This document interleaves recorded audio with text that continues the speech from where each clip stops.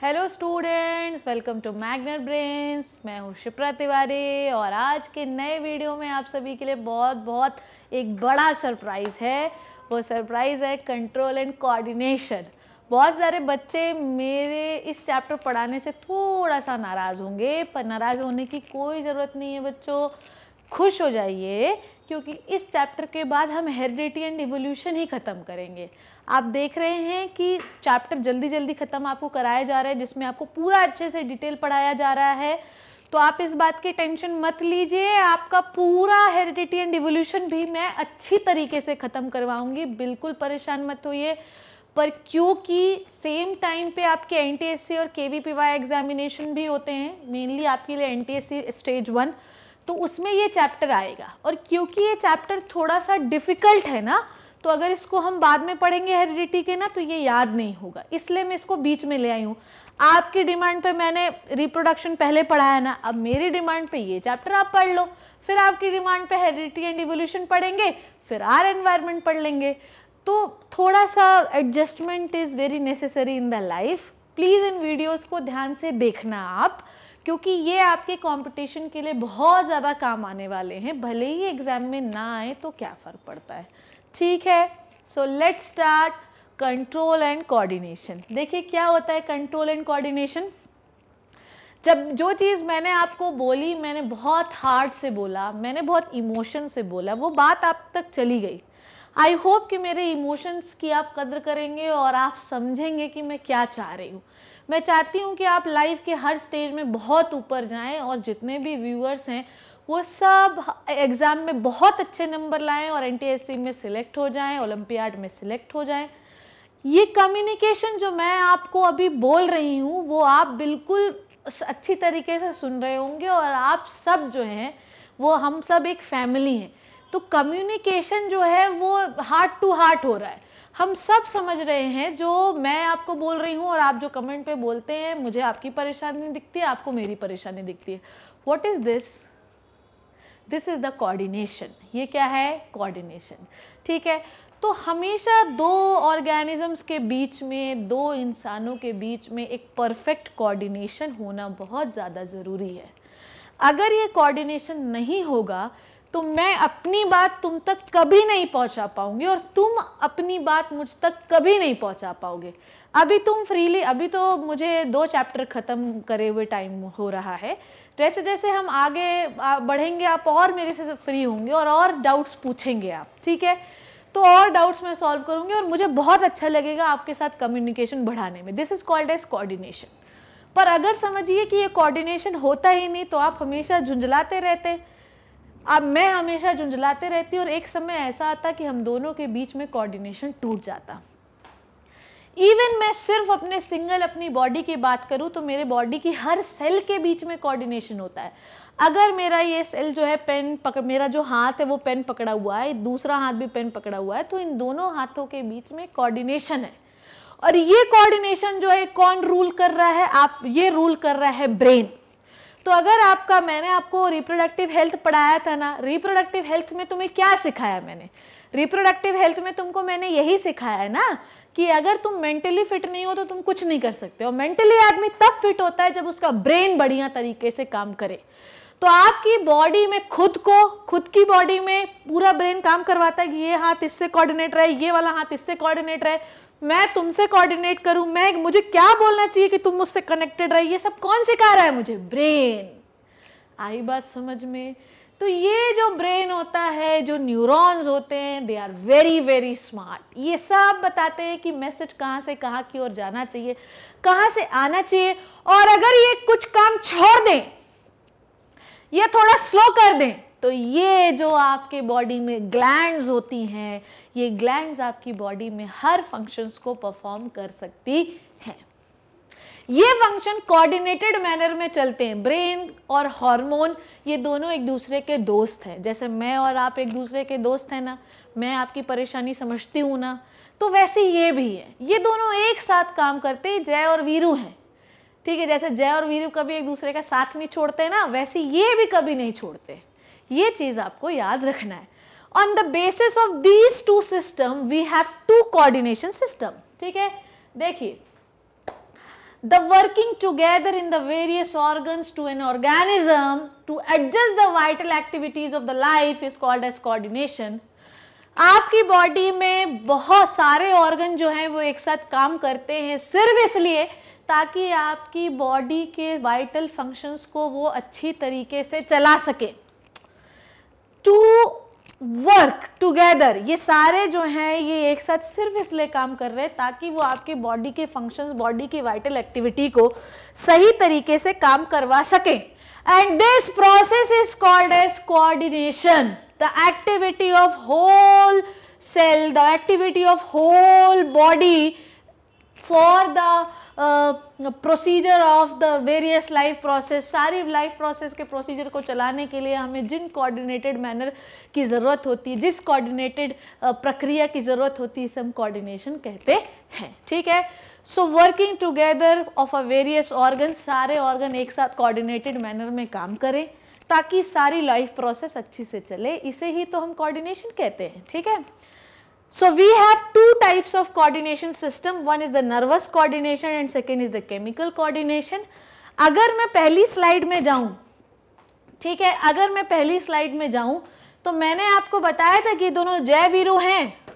अगर ये दोनों एक दूसरे का साथ छोड़ दें तो शायद बॉडी की कोई प्रक्रिया ही ना हो पाए. So we have two types of coordination system. One is the nervous coordination and second is the chemical coordination. Nervous coordination में जिस चीज के बारे में आपको पढ़ना है वो है न्यूरॉन, और केमिकल कोऑर्डिनेशन में जिस चीज के बारे में आपको पढ़ना है वो है आपके hormones. Now let's start with the nervous coordination. और नर्वस कोऑर्डिनेशन में सबसे पहले आपको जिस चीज के बारे में पढ़ना है बेटा वो है न्यूरॉन. ठीक है. तो क्या है न्यूरॉन? इसके बारे में 9th क्लास में हम लोगों ने पहले ही चैप्टर में सेल में पढ़ा होगा. बताओ, longest cell of the body, neuron. ठीक है. चलो थोड़ा सा डिटेल के बारे में बात करते हैं. ठीक है. चलो, तो घबराना नहीं. तो जिन बच्चों को मेरे से नाराजगी, अरे मेरे से नाराजगी क्यों करना है, ठीक है, हम लोग सब दोस्त हैं. इस बार मेरा चैप्टर तो अगले बार तुम्हारा चैप्टर. ठीक है. The structural and the functional unit of the nervous cell. Neuron जो होते हैं ये आपका पूरे नर्वस सिस्टम का स्ट्रक्चर भी बनाते हैं और यही फंक्शन भी परफॉर्म करते हैं. तो स्ट्रक्चर भी बनाने का काम किसका है? न्यूरॉन का. और फंक्शन भी परफॉर्म करवाने का किसका काम है? न्यूरॉन का. तो ये दोनों काम करते हैं, स्ट्रक्चर भी बनाते हैं और फंक्शन भी परफॉर्म करते हैं. Neuron is the longest cell of the body. याद आया? 9th क्लास में पढ़ा है इसको अपन ने. अराउंड 90 सेंटीमीटर, 100 सेंटीमीटर या 1 मीटर की होती है. न्यूरॉन के दो मेन पार्ट होते हैं. एक होता है सेल बॉडी. ये होता है सेल बॉडी. बच्चों देखो, ये जो आपको दिख रहा है भूत जैसा, this is called as cell body. ऐसा नहीं लग रहा है कि कोई चुड़ैल बैठी है बाल फैला के. ठीक है. तो this is called as cell body. और दूसरे होते हैं सेल प्रोसेस. सेल बॉडी से जो चीजें बाहर निकलती है वो होती है सेल प्रोसेस. जैसे कि हाथ और पैर जो होते हैं ये बॉडी के प्रोसेस होते हैं. ठीक है, मतलब बॉडी के बाहर निकले होते हैं. तो ये जो सेल होती है इससे क्या बाहर निकलता हुआ दिखाई दे रहा है? एक्सॉन. ठीक. और पीछे क्या दिखाई दे रहे हैं ये और भूत क्या दिखाई दे रहे हैं? डेंड्रॉन. तो एक पार्ट हमारा क्या है? सेल बॉडी, और दूसरा पार्ट है हमारा एक्सॉन और डेंड्रॉन. ठीक है. आई बात समझ में? तो सेल बॉडी और दूसरा है सेल प्रोसेसेस. सेल बॉडी, ये जो एरिया आपको दिख रहा है ये है सेल बॉडी, और जो निकला हुआ हिस्सा दिख रहा है ये है आपका क्या? ये है आपका सेल प्रोसेस. इसमें एक पार्ट है एक्सॉन, ये येलो येलो जो दिख रहा है ये है एक्सॉन, और जो निकला हुआ भाग दिख रहा है ये है आपका डेंड्रॉन. ठीक है. So we have 3 parts in the nerve cell. Number 1 is the cell body, number 2 is the axon and number 3 is the dendron. चलो अब इसके बारे में डिटेल से पढ़ें, शुरू करें.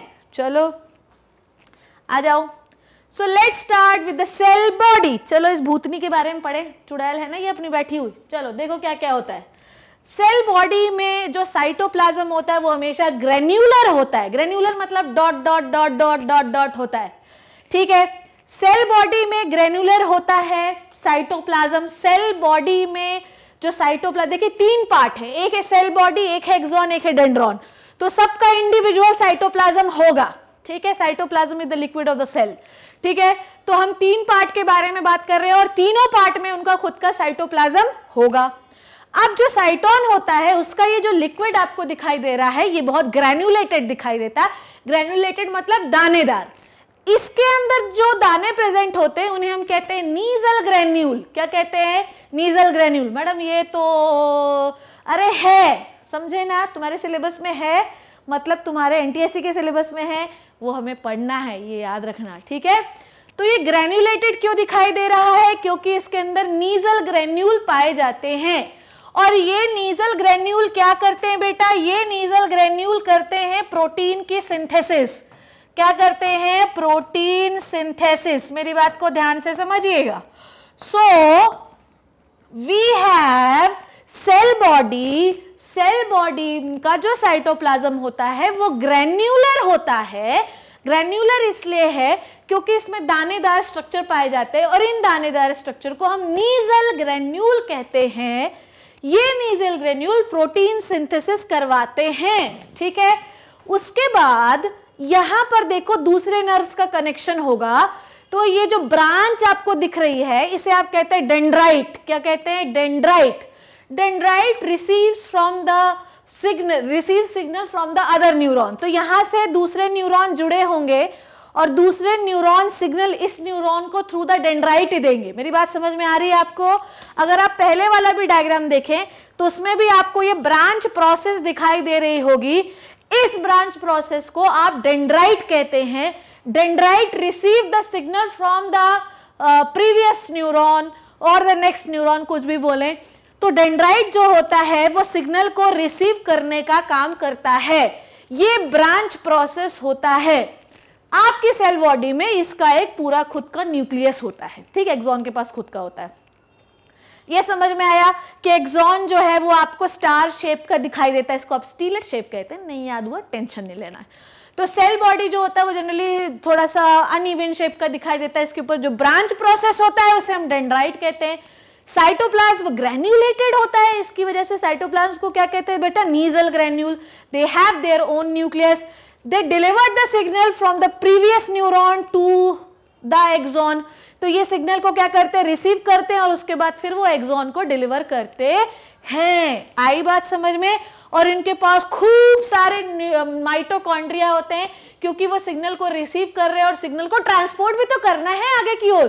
तो माइटोकॉन्ड्रिया नहीं होगा तो कैसे ट्रांसपोर्ट करेंगे? तो ये चीज आपको याद रखनी है। तो साइटोन समझ में आया कि क्या क्या होता है इसमें? बड़ा ही आसान है, ये अपन ने पढ़ रखा है। सिर्फ आपको नई चीज मैंने क्या पढ़ाई? Granulated structure. This granulated structure is called as Nissl granule, जो कि प्रोटीन सिंथेसिस करवाता है। Now next thing is the axon. चलो पहले वाले डायग्राम में आ जाएं हम लोग, आ जाओ। देखो एक्सॉन क्या होता है।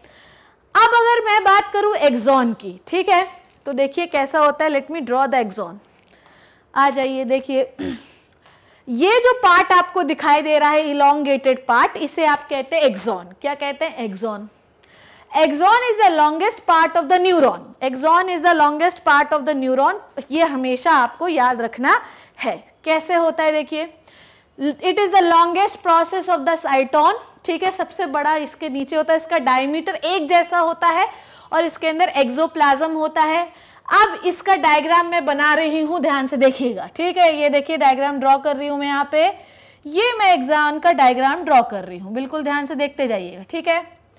तो ये हो गया अपना एक्सॉन, ठीक। ओके, ध्यान से देखिएगा डायग्राम को, इट इज वेरी इंपॉर्टेंट। हाँ, भले ही एग्जाम में नहीं आना है बच्चों, पर तुम्हें पढ़ना तो पड़ेगा ही, क्योंकि तुम एक होशियार बच्चे हो और जितने जल्दी हम किसी चैप्टर को पढ़ लेते हैं उतना आसान होता है उसे गेन कर पाना, ठीक। इसलिए इसको मैंने डिसाइड किया कि मैं इसको आपको पहले पढ़ाऊंगी, ठीक। ध्यान से देखिएगा क्या कह रहे हैं, ये डायग्राम क्या कह रहा है, ठीक है। आसान डायग्राम है, ठीक। So this is your axon, ठीक। मैं सिर्फ एक्सॉन का डायग्राम ड्रॉ कर रही हूँ, ये आपका एक्सॉन है, ठीक। तो ये क्या कह रहा है कि एक्सॉन के पास खुद का साइटोप्लाज्म होता है। देखो एक्सॉन जो होता है इसके पास खुद का साइटोप्लाज्म होता है। ये देखो यहाँ पर होता है इसका खुद का साइटोप्लाज्म और इस साइटोप्लाज्म को हम कहते हैं एक्सोप्लाज्म। इसके पास खुद का साइटोप्लाज्म होता है जिसे हम कहते हैं एक्सोप्लाज्म। और साइटोन मतलब सेल बॉडी, जो ऊपर जो भूतनी जैसे दिख रही थी, इसके पास खुद का साइटोप्लाज्म होता है, ठीक है। अब इसके ऊपर जो प्लाज्मा मेम्ब्रेन आपको दिखाई दे रही है, ये जो फर्स्ट वन रेड दिख रही है, इसे आप कहते हैं प्लाज्मा मेम्ब्रेन। किसकी? एक्सॉन की, तो इसे आप कहते हैं एक्सोलेमा। सेल की प्लाज्मा मेम्ब्रेन को क्या कहते हैं? Plasma lemma. तो एक्सॉन की प्लाज्मा मेम्ब्रेन को क्या कहोगे? एक्सोलेमा। ठीक है, ओके। नाउ नेक्स्ट थिंग, अब एक्सोलेमा के ऊपर मैडम हमें एक और कवर दिखाई दे रहा है। इस कवर को हम कहते हैं बच्चों माइलिन शीथ। क्या कहते हैं? Myelin sheath. आई स्ट्रक्चर आपको समझ में कि आपका जो एक्सॉन होता है उसके ऊपर जो कवर होता है वो होता है एक्सोलेमा। एक्सोलेमा के ऊपर जो कवर होता है वो होता है माइलिन शीथ। माइलिन शीथ किससे बना होता है? फॉस्फोलिपिड से। मैडम फॉस्फोलिपिड क्या होता है? बेटा फॉस्फोलिपिड वो लिपिड होता है जिसमें फॉस्फेट हो, बस इतना सीख लो। तो आपका एक्सॉन इलोंगेटेड स्ट्रक्चर है, इसके ऊपर एक मेम्ब्रेन होती है जिसे हम एक्सोलेमा कहते हैं। इसके अंदर जो साइटोप्लाज्म भरा रहता है उसको एक्सोप्लाज्म कहते हैं। और जो आपकी एक्सोलेमा मतलब प्लाज्मा मेम्ब्रेन ऑफ एक्सॉन, उसके ऊपर जो मेम्ब्रेन रहती है वो होती है माइलिन शीथ। माइलिन शीथ किसके ऊपर? माइलिन शीथ किससे बनी होती है? फॉस्फोलिपिड से। क्या बनी होती है? फॉस्फोलिपिड से। पर अब आपको एक बात ध्यान से समझनी जरूरी है, ठीक? ध्यान से देखिए आप लोग इस चीज को। अब मैं इस डायग्राम को पूरा ड्रॉ कर रही हूं, देखिए। तो सपोज दैट कि ये आपका एक्सॉन है, ठीक? Okay, so this is your plasma membrane या एक्सोलेमा मैं इसको कह दूं, ठीक? अब ध्यान से समझना है अपने को डायग्राम। अब ये है इसकी माइलिन शीथ। ये क्या है? इसकी माइलिन शीथ। बड़ा ही चमत्कारी बोर्ड है ये, ठीक है? देखो माइलिन शीथ है ना ये इसकी, ये देखिए, ये हो गई माइलिन शीथ, ठीक? ये हो गया इसका एक्सोप्लाज्म, ठीक? तो ये जो माइलिन शीथ है, ध्यान से समझिएगा, ये जो माइलिन शीथ आपको दिखाई दे रही है बच्चों, क्या ये आपको कंटिन्यू दिखाई दे रही है? नहीं मैडम, ये हमको स्टेप वाइज दिखाई दे रही है। ये एरिया आपको ब्लैंक दिखाई दे रहा है। इस ब्लैंक एरिया को आप कहते हैं नोड्स ऑफ रेनवियर। क्या कहते हैं? नोड्स ऑफ रेनवियर, ठीक है? नोड्स ऑफ रेनवियर याद नहीं होगा तो कोई टेंशन नहीं है। तो आपकी जो माइलिन शीथ होती है वो कभी भी कंटिन्यू नहीं हो सकती। ये चीज याद रखना कि माइलिन शीथ कभी भी कंटिन्यू नहीं हो सकती, ये हमेशा ऐसी होती है। बीच बीच में दो माइलिन शीथ के बीच में हमेशा गैप होता है जिसे आप कहते हैं नोड्स ऑफ रेनवियर। आई बात समझ में? तो आपके एक्सॉन में सबसे पहले एक्सॉन के ऊपर क्या है? Axolemma. So this is your axolemma. Axolemma क्या होती है? Plasma membrane of the axon. उसके ऊपर जो उसके अंदर जो लिक्विड होता है वो होता है एक्सोप्लाज्म, साइटोप्लाज्म ऑफ एक्सॉन। उसके बाद माइलिन शीथ होती है जो कि फॉस्फोलिपिड से बनी होती है, the lipid which contain phosphate. उसके बाद ये फॉस्फोलिपिड कभी भी कंटिन्यूएशन में, जो माइलिन शीथ होती है वो कंटिन्यू नहीं होती, रुक रुक के होती है।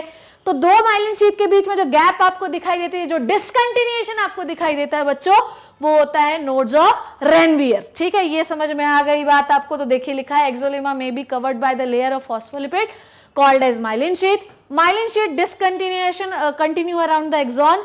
This discontinuation is called as nodes of Ranvier. जहां पर माइलिन शीथ नहीं होती उस एरिया को हम नोड्स ऑफ रेनवियर कहते हैं। उसके बाद जिन नर्व्स में माइलिन शीथ प्रेजेंट होती है उन्हें हम कहते हैं माइलिनेटेड नर्व, और जिनमें प्रेजेंट नहीं होती है उसे हम कहते हैं नॉन माइलिनेटेड नर्व। हर नर्व में माइलिन शीथ प्रेजेंट हो ये जरूरी नहीं है। मैडम माइलिन शीथ होना क्यों जरूरी है?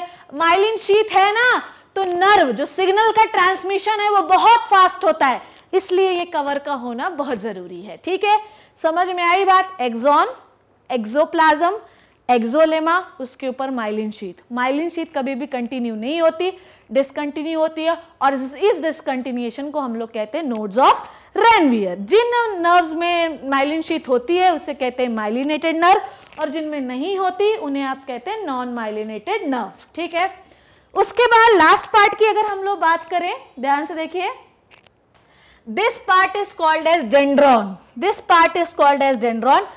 ठीक है, जो आखिरी पार्ट होता है नर्व का उसे हम कहते हैं डेंड्रॉन। तो सिग्नल यहां से आया, डेंड्रॉन से होते हुए नेक्स्ट न्यूरॉन में गया। तो फर्स्ट पार्ट इज द साइटोन, समझ गए आप। दूसरा पार्ट इज द एक्सॉन, ये समझ गए आप। तीसरा पार्ट इज द डेंड्रॉन, ये होता है डेंड्रॉन। देखिए क्या कह रहा है, dendron is the small cell process, fine branches होती हैं इसमें। उसके बाद ये क्या करता है, सिग्नल को एक नर्व से दूसरे नर्व में ट्रांसमिट करता है। ठीक है, ये चीज समझ गए आप लोग। ये देखिए सेल बॉडी में सिग्नल आया, एक्सॉन में गया और डेंड्राइट से फैला। ध्यान से देखिए, सेल बॉडी में सिग्नल आया, डेंड्रॉन एक्सॉन में गया, एक्सॉन से होते हुए डेंड्रॉन में गया और फिर दूसरे नर्व्स में चला गया। So dendrite receive the message from the other cell, लिखा हुआ है यहाँ पे। Axon passes the message away from the cell body to other neuron, ठीक है, जैसे मसल और ग्लैंड। डेंड्रॉन में क्या लिखा हुआ है? Dendron are the terminal branches of the axon के आखिरी में ब्रांचेस होती हैं, ठीक है। उसके बाद myelin sheath cover the axon, ठीक है, जो कि न्यूरॉन के सिग्नल ट्रांसमिशन में उसे हेल्प करती हैं। तो अगर माइलिन शीथ, देखो इसमें माइलिन शीथ है, बीच में एक्सॉन घूम रहा है, ऊपर से माइलिन शीथ कवर है। जहां पर माइलिन शीथ नहीं है, ये है उसका नोड्स ऑफ रैनवियर, ठीक है। तो आई होप कि ये बात आपको समझ में आ गई होगी। इसके बारे में और डिटेल में, डेंड्रॉन्स के बारे में और डिटेल में हम लोग नेक्स्ट क्लास में पढ़ेंगे। तब तक इन वीडियोस को देखते रहिए।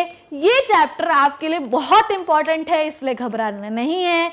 हर बच्चे को ये वीडियो देखना है और आपको मेरे से भी ये प्रॉमिस मन में लेना है, और मैं ये सोच रही हूँ, मैं ये मान रही हूँ कि आप ये वीडियो देखेंगे। तब तक के लिए देखते रहिए। Stay safe, stay healthy. Thank you so much.